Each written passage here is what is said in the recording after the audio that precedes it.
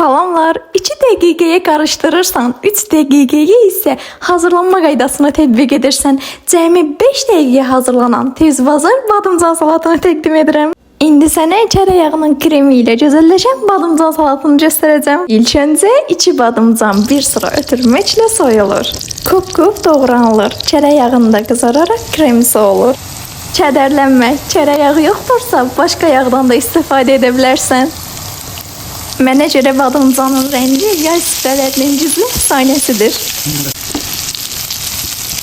1 ədəd qaynadılmış yumurtanı canlılıq üçün əlavə edib kub-kub doğrayaq. 1 diş sarımsağı mətbəx lövhəsinin üzərində rəndələyirəm. Sonrasında isə sarımsağı 2 dolu yemək qaşığı mayonez və qatıqla birləşdirirəm. Qatıq və mayonezin üzərindən yumurtalar yerini alır. Sonrasında isə badımcanları əlavə edirik. Bəh.